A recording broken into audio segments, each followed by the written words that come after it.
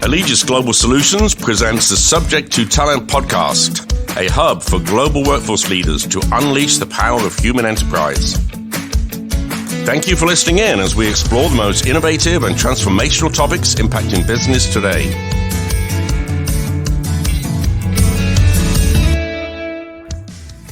Hi, I'm Bruce Morton, the host of Subject to Talent podcast. Today I'm joined by Alex Springate. Alex is a market analytics manager here at Allegis Global Solutions. Alex has worked with virtually all of our global MSP clients, providing insights and rate management and sourcing conditions to help drive strategic decisions.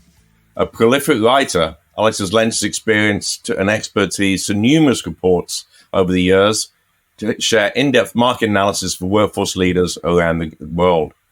We're very excited to welcome to our podcast, Alex. Thank you for joining us today. Hey, Bruce. Thanks for having me on. Good stuff. So those regular listeners will know, and here on the Subject to Talent podcast, we always ask our guests the same first question, and that is, how did you get into the workforce solution industry? What has your journey been to get you where you are today? Yeah, so I think to start there, I have to go back to kind of university. So I studied economics at Coventry University in the UK. And as part of that course, I took a year out to work for the Government Economic Service, and specifically in the labour market team for the Department for Work and Pensions.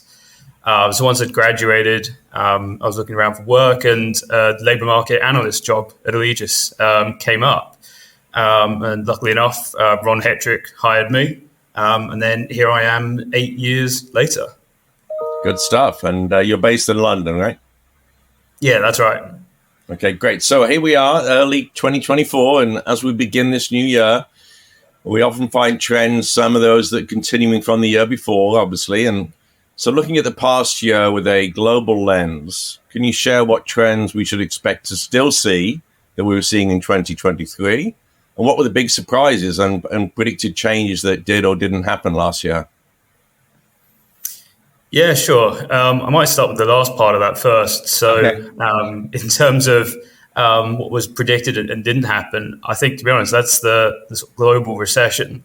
Right. There was a lot of talk at the end of 2022 and at the beginning of this year, 23, about which economies would be going into recession at which points. Bit of a pessimistic view. And to be honest, I think everyone was a bit surprised by how resilient markets were when we didn't go into a recession, not in the US or in the UK either.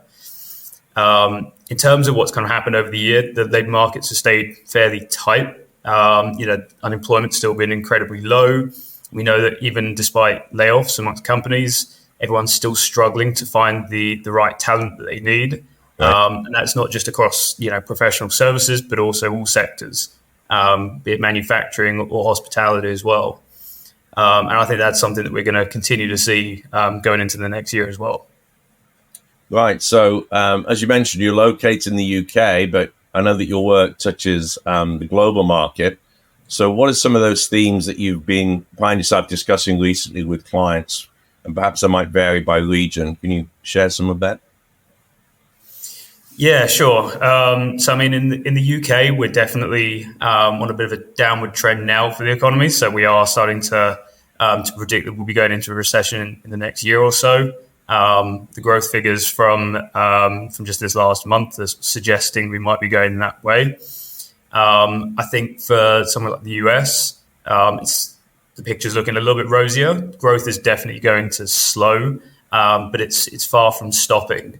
And we're still seeing continued job increases, and that's happening across most markets, which just lends to the view that even as things slow down, we're not expecting talent to become readily available. There's not going to be mass unemployment like we've seen in past recessions. I think we're very much looking at what you might class as a jobs full recession in various markets.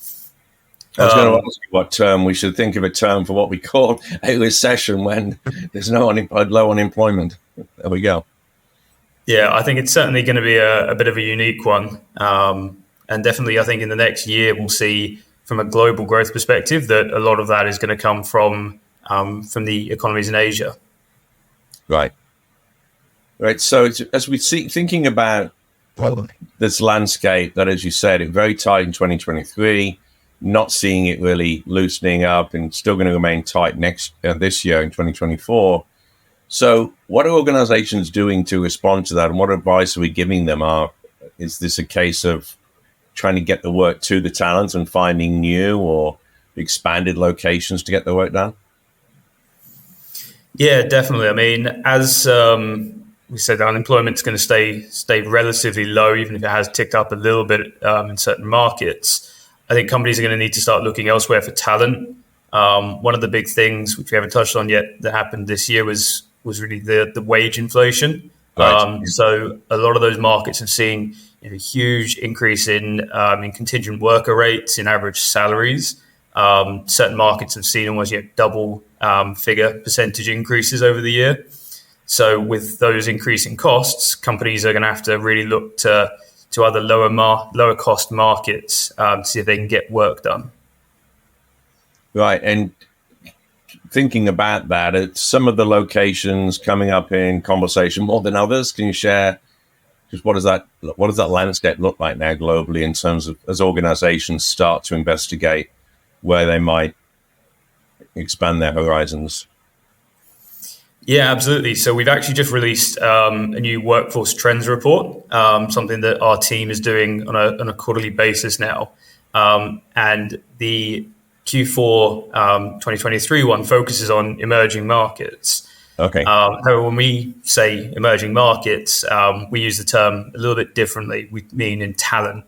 So it doesn't quite fit the traditional definition.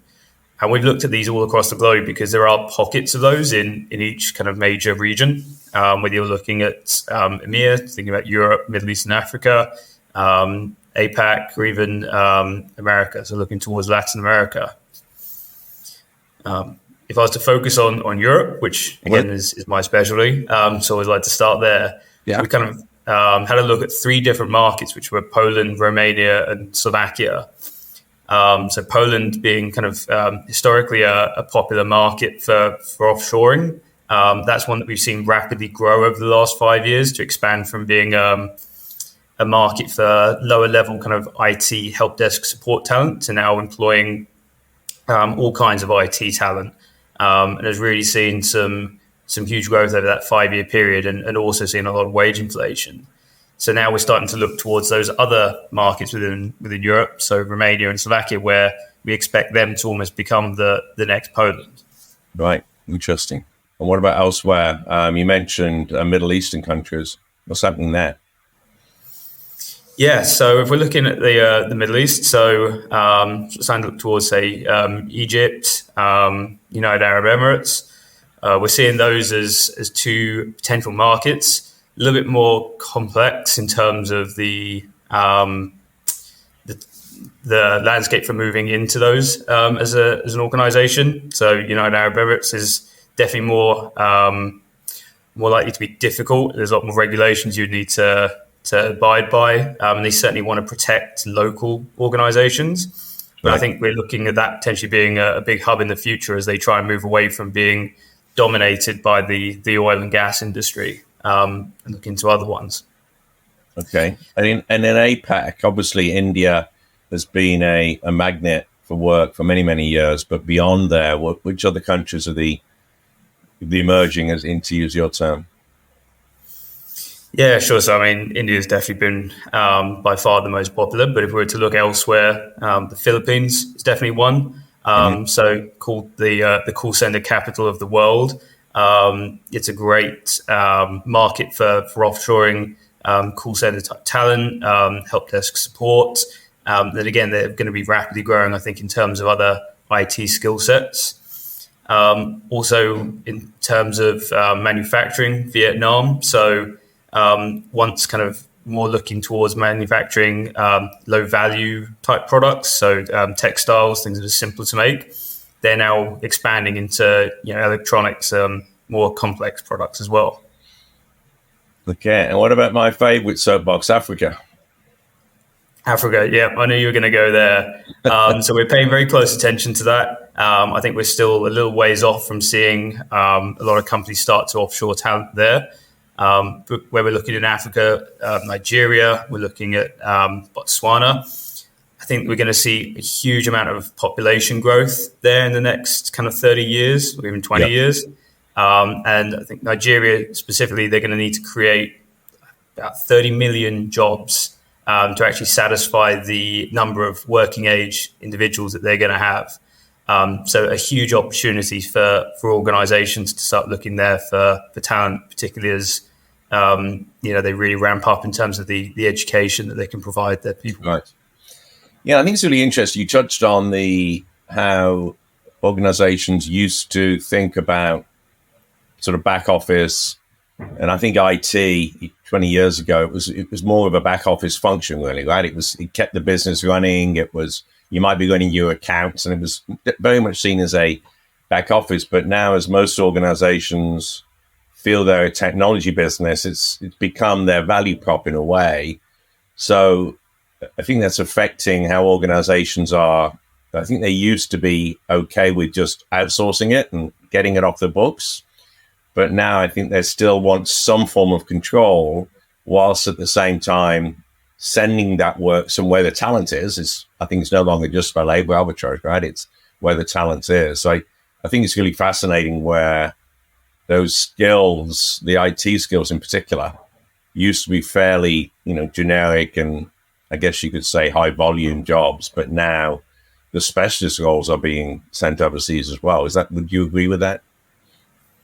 Yeah, absolutely. I mean, technology is evolving at such a rapid rate, and markets are desperately, companies are desperately seeking talent wherever they can find it.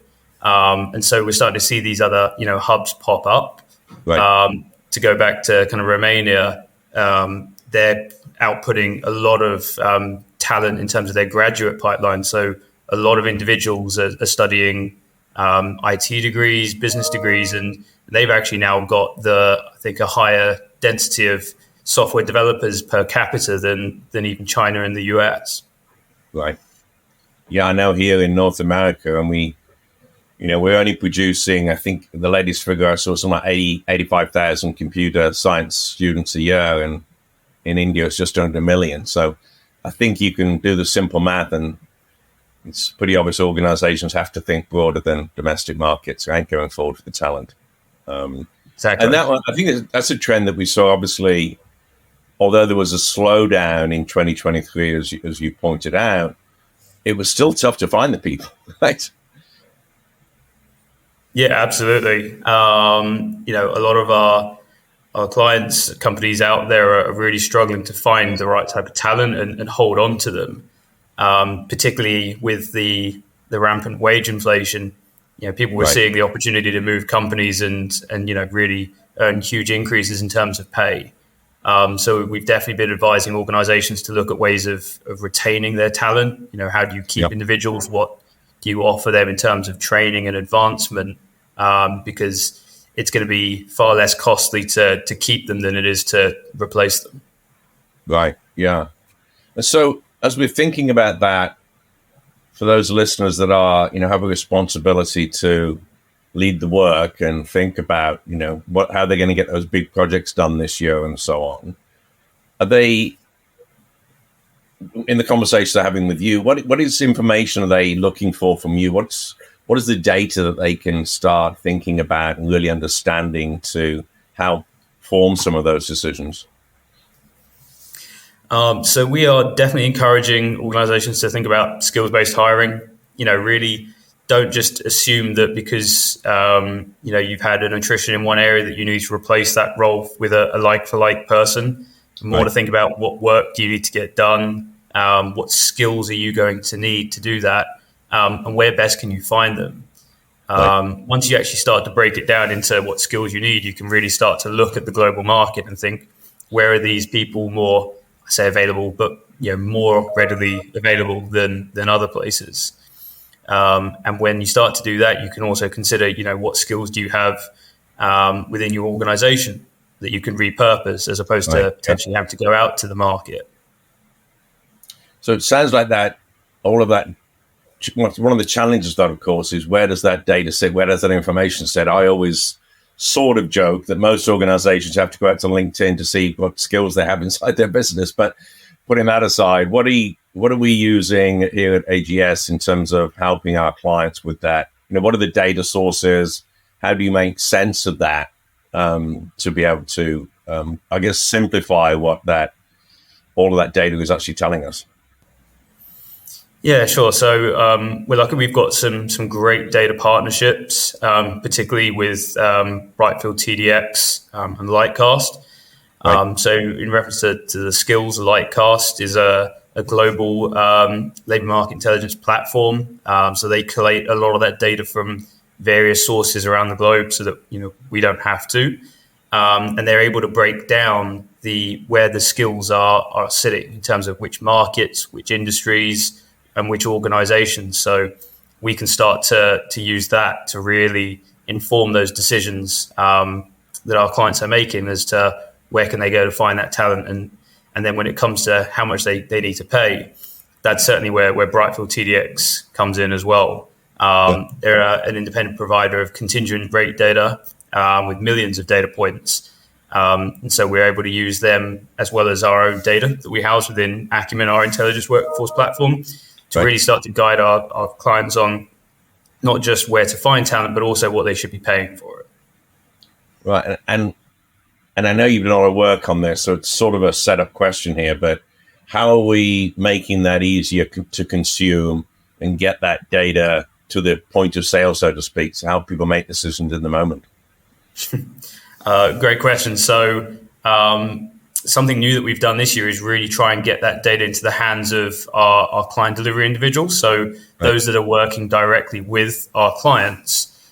So data democratization, as you'd call it, spreading that out. So they now have self-service access to tools that we have created. So they are now actually armed with the information to be able to bring it straight to the hiring managers and their stakeholders. So it's really making sure that every conversation they're having is informative and based around data. And what advice are we giving clients or individuals in our client base in terms of making sure that they have an expert analysis around that and not just looking at the data? What are some of the pitfalls of too much data and not truly understand what it's saying? Yeah, well, data paralysis is definitely a thing. So here at AGS, we're providing a lot of training to our individuals. So my team specifically this year has done an awful lot of work with our client delivery teams to ensure that they have not just access to that data, but also that they understand it, that they're able to wield it.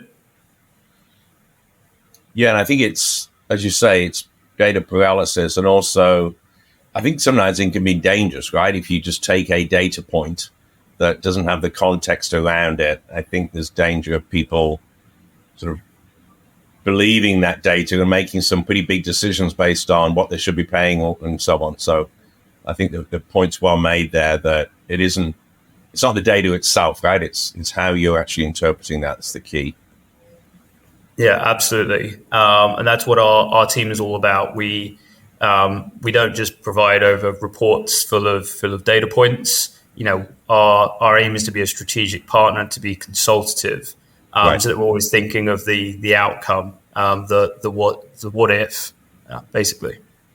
Right. So it sounds like 2024 is going to be about moving to skill-based organization, probably more and more data, but understanding it and getting your arms around it. So exciting time for you, because I know you love this stuff and geek out on it. So I know you're going to have a great year. But if we look a bit further than 2024, the classic crystal ball question, how do you see market analytics playing a bigger part in your world, if you like, changing over the next few years? Yeah, absolutely. So looking at not just kind of contingent staffing, but also services as well, recognizing where companies are using those different routes and trying to guide them more on which route to take when they're looking to get work done. That's something that our team is going to be actively involved in over the coming years. Right. We're also going to have to pay attention to the newest trend, which is generative AI. I think we're really seeing a kind of breakthrough moment in terms of how work is going to shift. Right now, for instance, we're seeing far more roles cropping up that require the use of or experience with generative AI, being able to use ChatGPT. And I think we'll see far more jobs created to work with that before we start to see them being replaced by it.